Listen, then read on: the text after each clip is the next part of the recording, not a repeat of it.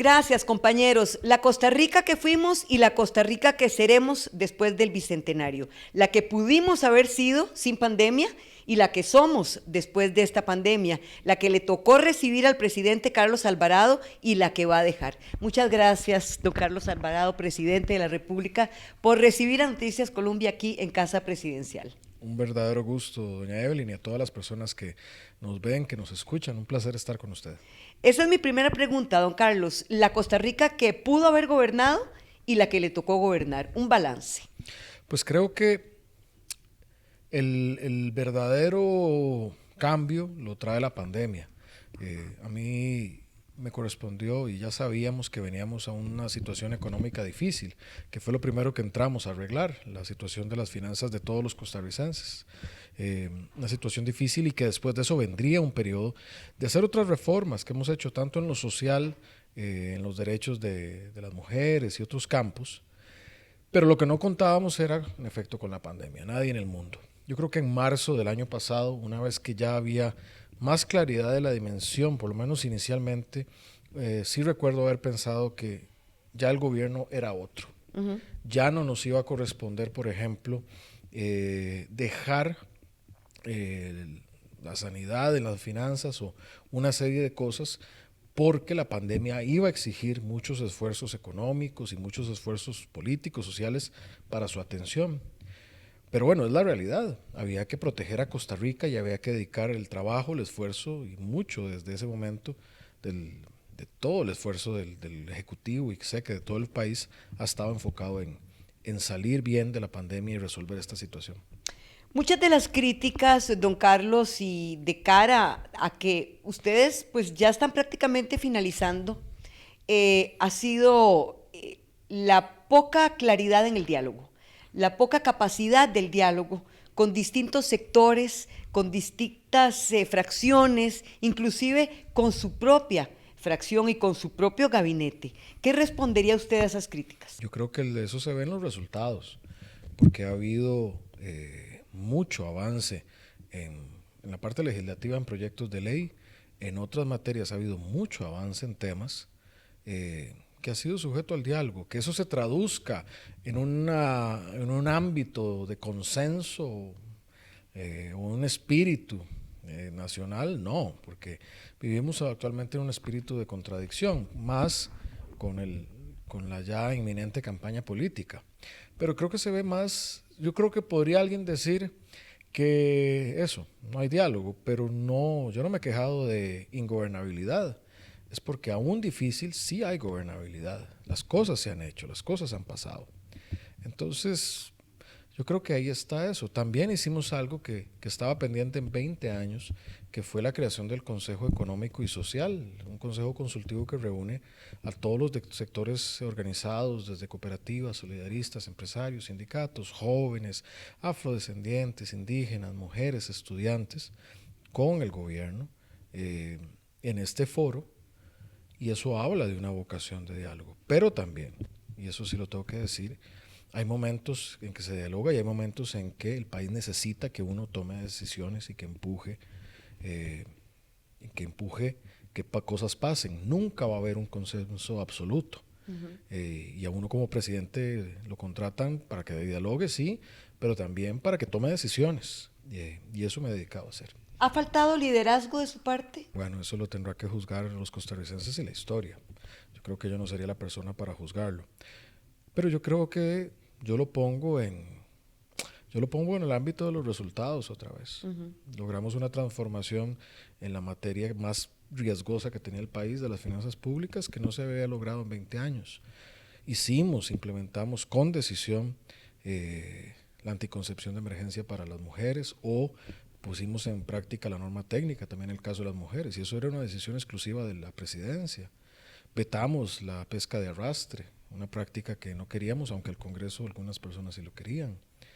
Entonces es ahí donde yo creo que se tiene que ver en el liderazgo. El liderazgo yo creo que hay veces lo podemos confundir con aceptación y yo creo que el liderazgo no es un tema de aceptación, sino un tema de hacer lo correcto y que se materialice.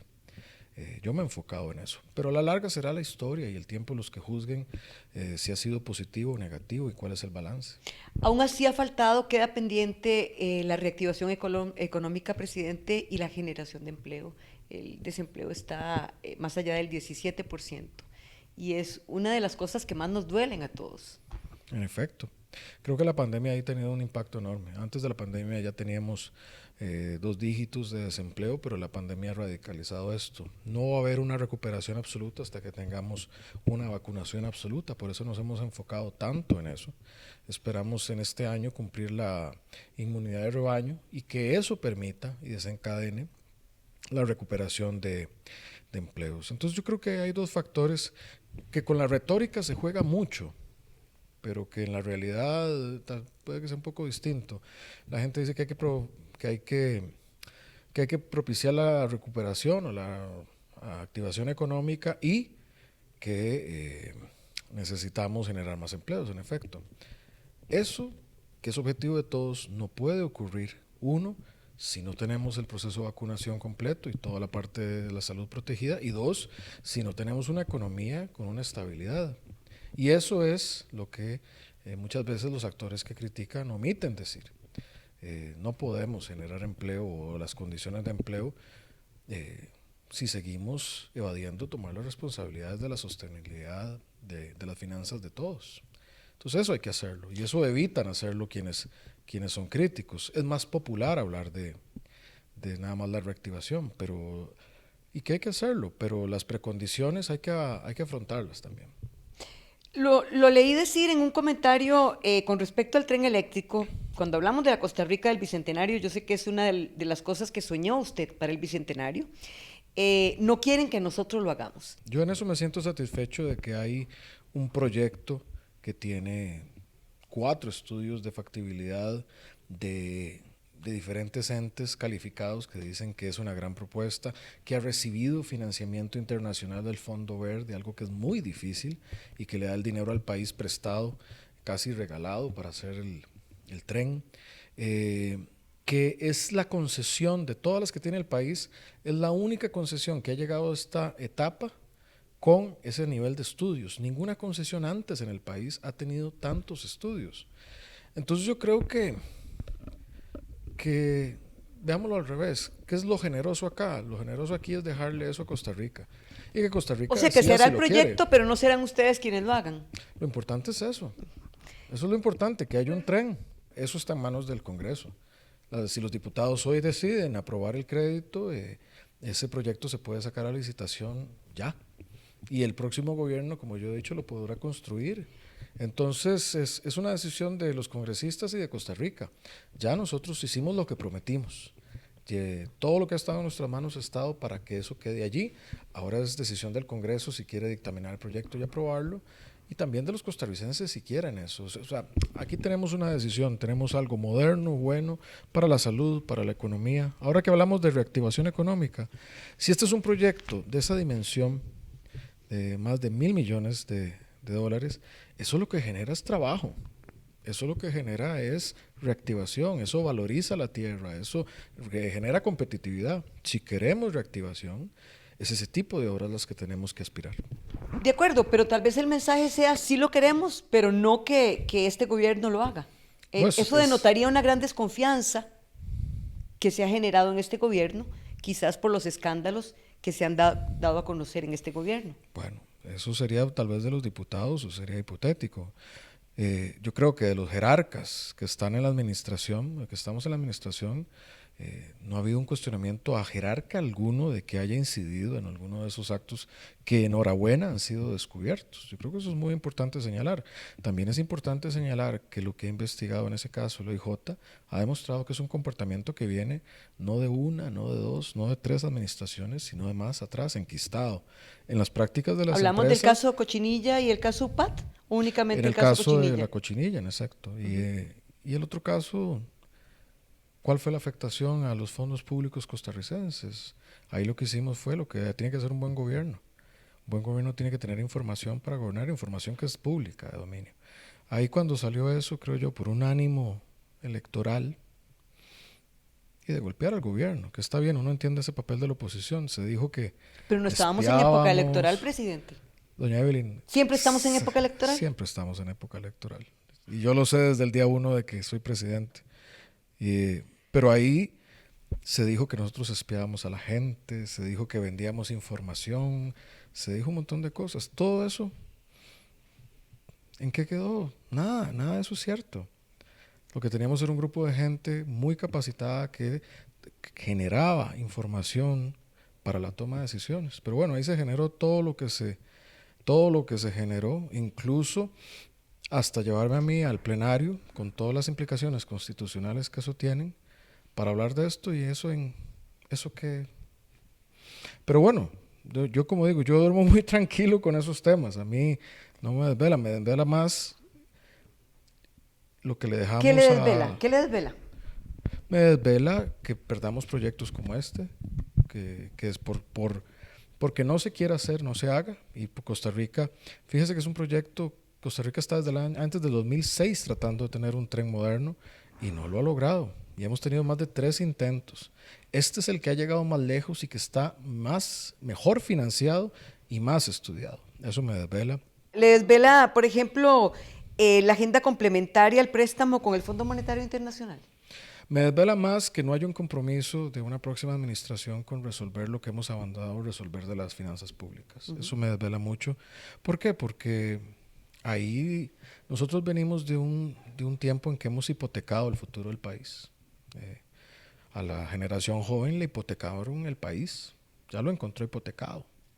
Eso hay que resolverlo y sí me preocupa mucho que no se quiera seguir resolviendo y que sigamos en una práctica irresponsable. Me desvela mucho la tentación populista en Costa Rica, que el populismo llegue al poder en Costa Rica, porque todas las democracias se creen vacunadas a eso hasta que ocurre.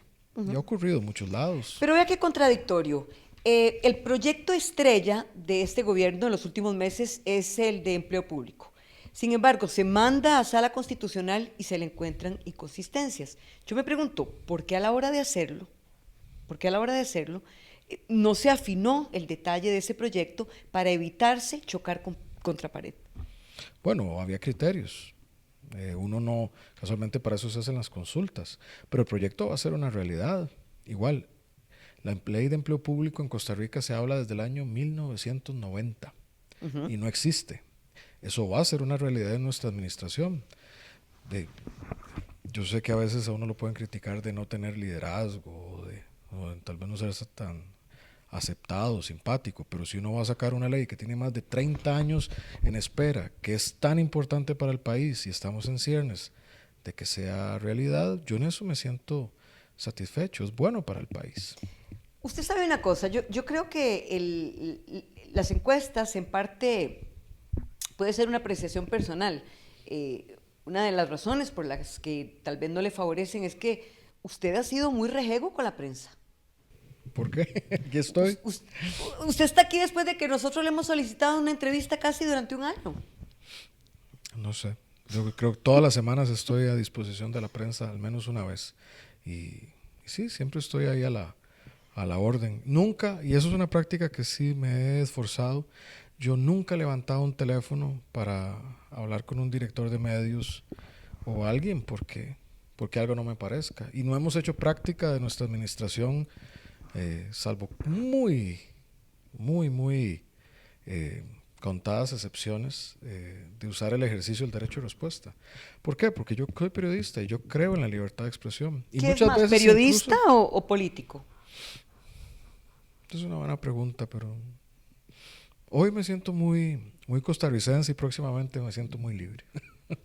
¿Qué va a hacer después de ser presidente? ¿A qué se va a dedicar, presidente? Descansar. Pero bueno, de qué va a vivir es una pregunta un poco, tal No, vez. buscaré trabajo o buscaré ¿En qué? emprendimiento, en cualquier cosa. Yo renuncié a mi pensión, yo no me pensionaré cuando... ¿Pero eso es constitucional? ¿Se puede hacer? No es constitucional y claro, cualquier persona puede renunciar a eso. Y yo ya he renunciado a mi pensión, yo no obtendré una pensión cuando salga y como cualquier costarricense me procuraré y me preocuparé por mí, pues por cómo cuidarme a mí y a mi familia. ¿Y ha cuando pensado termine. en algún trabajo posible para usted? No, ahora estoy en lo que estoy. Ahora estoy en gobernar y en que salga lo mejor.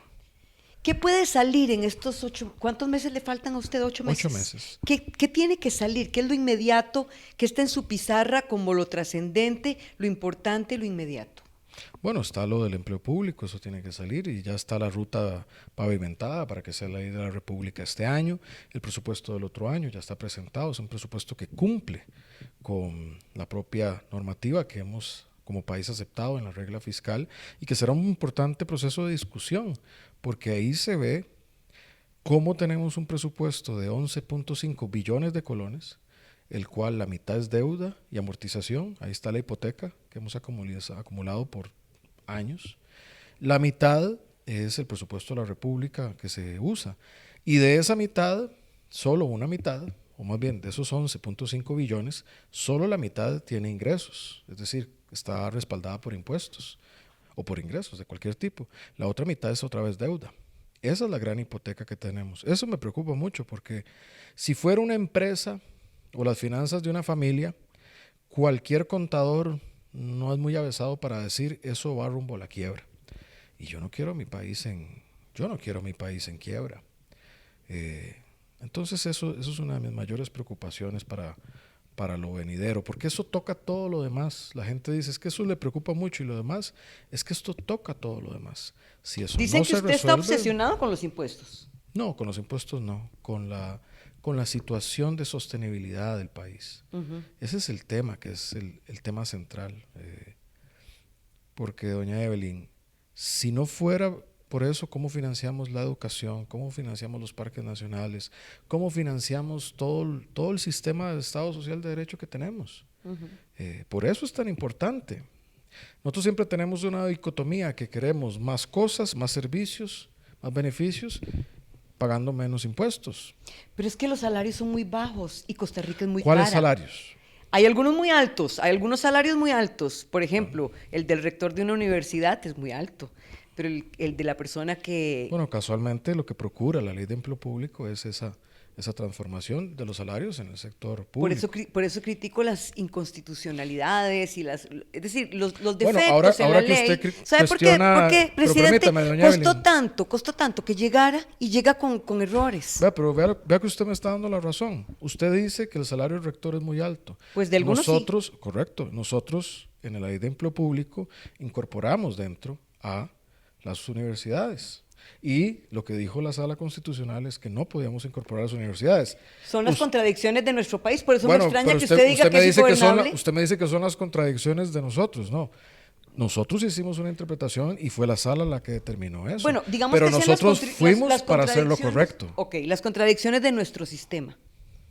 Bueno. Y usted me dice que Costa Rica es fácil de gobernar o es ingobernable o es difícil. Es difícil de gobernar, pero es gobernable. Pero es difícil de gobernar. ¿Con cuál sector es más difícil dialogar? Digo, está el sector político. Con la prensa.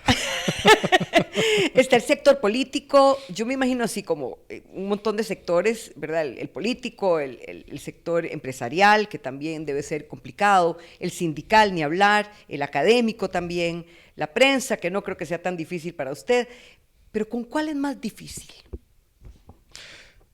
Depende. Yo en un momento pensé que era con el sector sindical porque sobre todo al inicio de la administración ahí tuvimos mucha contradicción. Pero creo que ahí no es tanto que fuera difícil, sino que probablemente había una apuesta del sector a que era un sí o no. No había un punto intermedio con la ley de finanzas públicas y creo que tal vez pensaron que yo no estaba determinado a que eso pasara. Yo sí estaba determinado porque de eso dependía literalmente el futuro del país. Yo pensé que era ese, pero después me he dado cuenta que hay otros sectores que son tal vez más sofisticados en los mecanismos que usan, no para dialogar, pero para incidir en el poder. Y que puede que le digan una cosa, pero en el Congreso operen de otras formas que tal vez no son tan visibles públicamente. Yo creo que esos son los sectores más difíciles, porque si bien no se manifiestan claramente, tienen un poder real en sus consecuencias. Pero yo también tengo, creo yo, una ventaja, que es que como mi expectativa en su momento de gane no era alta, por como se veía el tema de las encuestas, yo dichosamente no y no lo hubiera hecho en todo caso, pero no generé compromisos previos con nadie. Yo llegué aquí muy libremente, tan libremente como para hacer lo que creo que es correcto, independientemente de cualquier grupo de presión. Sí, hay veces que son medicinas amargas, pero yo quiero ser un buen padre. Yo quiero que Costa Rica se cure en lo que no está bien. Por ejemplo, en las pensiones. Las pensiones era más grato, como lo hicieron varias administraciones, ampliar las pensiones anticipadas y que la gente se pudiera pensionar antes, pero estábamos llegando a un sistema de pensiones que iba a quebrar. ¿Y las pensiones de lujo? Las pensiones de lujo, hemos pasado 2 leyes ya en esta administración, en este periodo, e incluso no se ha ido más allá porque la Sala Constitucional ha dicho que el máximo tope para una pensión de lujo es el 55%. Pero ya se han aprobado al menos 2 leyes en ese sentido, e incluso la contribución solidaria se estimó el año pasado para unos 20,000 millones aproximadamente, que va para respaldar otros programas sociales. Entonces ahí ha habido una realidad. Lo que pasa con eso, doña Evelyn, es que como se ha hablado tanto de pensiones de lujo, cuando llegan soluciones, no cala que ya llegaron. El problema sigue existiendo, aunque ya se ha actuado de manera contundente en eso. Hablemos de su llegada aquí. Usted tenía 38 años. Sale a los 42. Correcto. ¿Volverá a postularse ya más maduro, con más experiencia? Es que nadie sabe lo que va a pasar. Nadie sabe lo que va a pasar, usted lo ha dicho bien. Pero no, yo ahora lo que quiero es dedicarme más a mi vida privada y ser de ayuda donde lo pueda hacer.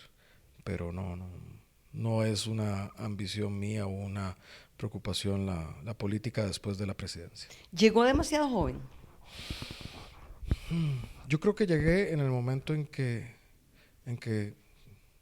vi oportuno. Alguna gente me dijo cuando aspiré en aquel momento que me esperara después, y yo dije, es que no es un tema de antes o después, es un tema de ahora. Yo no quiero que Costa Rica ni caiga en una crisis económica, ni quiero que Costa Rica sea gobernada por un populista, como lo estamos viendo en muchas partes de América Latina, de América o del mundo.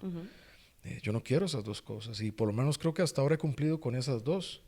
Pero también creo en un país que le dé derechos a la población LGTBI, como lo hemos defendido, un país que permanezca con la Corte de Derechos Humanos en su país, un país que defiende el ambiente internacionalmente y que es respetado. Ese son el tipo de cosas que yo quiero. Yo siento un poco que todos los temas que tienen que ver con derechos humanos, el gobierno los ha manejado muy bien. Los temas que tienen que ver con el equipo económico, ahí es donde ha habido un traspié. Y no sé si es por la pandemia, no sé si es porque es un problema estructural, porque le faltó a su equipo también más asesores aceptar la ayuda desde afuera, pero es algo en lo que han quedado debiendo. No creo, doña Evelyn, yo disiento completamente, porque si nosotros en 3 años hemos hecho lo que 20 años atrás no se había hecho, entonces ¿por qué no lo hemos hecho bien? Yo tendría esa discrepancia. Por el nivel de desempleo, por la falta de reactivación económica. Hay una pandemia, doña Evelyn, por eso usamos mascarilla. Creo que eso es algo que es latente para todos, no es voluntad del gobierno que estemos ahí. Pero además, imagínese usted que no hubiéramos hecho cosas que hicimos desde la entrada, la pandemia nos hubiera dado todavía más duro. Yo siempre digo, si nosotros en el 2018 no hubiéramos tomado decisiones acertadas como se hizo, hoy nuestra situación sería, si hoy es difícil, nuestra situación sería absolutamente precaria con la pandemia, de insolvencia y de mucho desempleo. No tendríamos margen para atender sanitariamente la pandemia probablemente, y eso que ya estamos muy bajo presión. Entonces, sí, yo creo que mucho el trabajo del equipo en general y el equipo económico ha permitido eso. Tenemos la inflación más baja de Centroamérica, mientras hablamos, tenemos la tasa de interés más baja de los últimos años, también histórica. Tenemos a la fecha un superávit primario en las finanzas públicas, algo que no se tenía desde hace una década o más. Estamos parte del equipo. Esta es la que ha planteado la reforma al empleo público, entonces... ¿Se aprobará la ley de empleo público? Sí, va a ser una realidad. ¿En su gobierno? Sí, va a ser una realidad. Presidente, ya me están diciendo que tengo que ir terminando. ¿A qué ha renunciado en estos 3 y resto de años? ¿A qué ha renunciado usted? A leer más, algo un tiempo con mi hijo, pero sí he pasado bastante tiempo con él. Él ha crecido conmigo y eso me satisface mucho, pero sí, al tiempo, digamos, en familia uno tiende a renunciar. Si bien yo tengo paz, tal vez quienes lo quieren a uno la pierden un poco la paz, la gente que en verdad lo quiere a uno y que no está en política, sino la gente, los familiares, los amigos que lo quieren, pierden un poco la paz porque se sienten, pues sí, les afecta mucho, sobre todo cuando hay expresiones o cosas que lastiman. Eso uno, a mí particularmente no, pero cuando veo a la gente que me quiere sí me afecta un poco. Eso es bueno, también uno renuncia, hay veces que uno piensa, uno podría estar en otra parte haciendo otra cosa pero, pero, pero al otro lado uno también gana, y creo que esa es la gran ganancia, es el sentido de propósito y de servicio al país, y de poder decir que aún en los tiempos más difíciles, uno estuvo ahí. A nosotros nos ha correspondido no solo atender crisis en lo económico, crisis climáticas, nos ha correspondido al mismo tiempo atender una pandemia. Y con todos alrededor lo que necesitamos frente a la sociedad responder, que no son pocas las presiones. Y creo yo, aún con críticas o cuestionamientos, que a Dios gracias hemos salido adelante. El país está aquí celebrando sus 200 años. Obviamente que hay críticas y quejas, pero estamos de pie. 200 años de vida independiente. Es correcto. Una descripción de eso, una reflexión. Costa Rica es un país maravilloso. Costa Rica es un país que tiene valores únicos que no tienen otros países. ¿Optimista o pesimista con respecto al futuro? Optimista, pero eso depende de la libertad de quienes tomen decisiones. Hay que tomar decisiones valientes, hay que seguir tomando decisiones valientes. No a decisiones acomodadizas. Hay que seguir tomando las decisiones valientes, las que no necesariamente son las populares, pero sí las estadistas. Hay que pensar en el presente y en el futuro. Cuando alguien dijo, voy a crear las garantías sociales, mucha gente se opuso y dijo que no era posible tener una seguridad social así, universal y financiada. Y hoy es la que nos está salvando la pandemia. Cuando alguien dijo, voy a abolir el ejército, mucha gente dijo, es imposible. No hay país que no tenga ejército y nosotros estamos aquí 70 años después. Hay que tomar decisiones y no esperar a que se aclaren los nublados del día. Correcto. No esperar tanto. Yo soy más morista, que prevenía y que cuando había que tomar las armas las tomaba, en el sentido figurado, que de los nublados del día, que es patear la bola, en nuestros términos, o patear el tarro. A mí me pasa que cuando estoy frente a una realidad no me siento cómodo si no se le aborda de frente, porque ya cuando uno conoce algo y uno no lo aborda de frente, uno es corresponsable, más si está en una posición de poder. Hay que ir entrándole a los problemas más grandes. Para eso es que se gobierna, no para administrar o para pasar el tiempo. Se administra para resolverle a la gente. Y yo creo que veníamos acumulando muchísimo problema que no resolvíamos. Yo creo que en nuestra cuenta hay varios en los que pusimos checks que son grandes, que son relevantes, pero la tarea va a seguir después, la tarea sigue. La vida es así, la vida es una lucha constante, la tarea sigue después de esta administración, la tarea sigue después de estos 200 años de construir ese país. Muchas gracias, presidente Carlos Alvarado, por esta entrevista. Muchísimas gracias, Evelyn. Y que viva Costa Rica, la verdad. Que viva 200 veces más Costa Rica. Muchas gracias. Muchas gracias, compañeros.